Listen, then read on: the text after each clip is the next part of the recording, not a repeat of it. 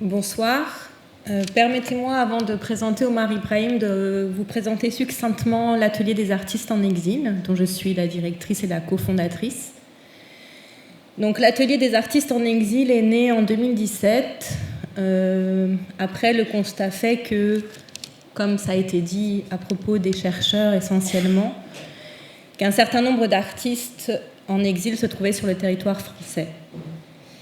Et l'atelier, donc, s'est donné pour mission de les accompagner, et l'accompagnement est global, c'est-à-dire que, évidemment, c'est un accompagnement artistique dans l'idée qu'ils puissent se restructurer et s'intégrer professionnellement, mais il est également ce qu'on pourrait dire au sens large administratif, donc toute la procédure juridique pour la régularisation sociale, santé, psychologique, linguistique. Nous avons ouvert une classe qui consiste à apprendre le français par l'art, et un site internet qui est un pôle de ressources et sur lequel tous les artistes sont référencés. De même, nous sommes nous-mêmes force d'emploi, puisque nous programmons un certain nombre d'événements à la demande en relation avec le réseau professionnel, l'institution, mais aussi la société civile.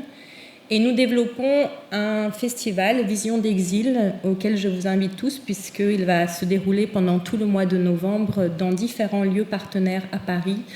Vous trouverez, si vous le souhaitez, un certain nombre de programmes.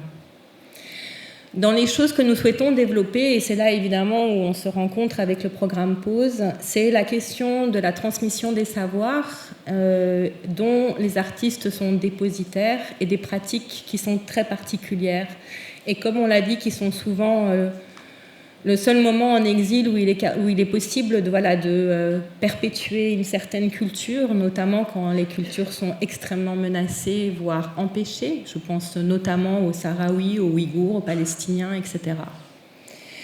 Donc la question de la transmission des savoirs et de ce que nous appelons, nous, dans notre jargon, la médiation culturelle est un des axes de développement sur lequel nous souhaitons vraiment insister.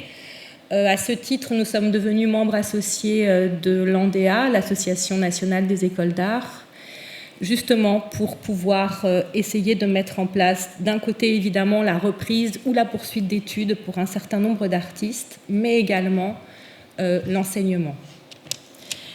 Et donc, je suis très heureuse de vous présenter Omar Ibrahim, qui vient de Syrie, qui est plasticien, peintre, designer et beaucoup d'autres choses encore, que nous avons donc accompagné depuis le début de l'atelier et qui va commencer d'ici très peu de temps à enseigner.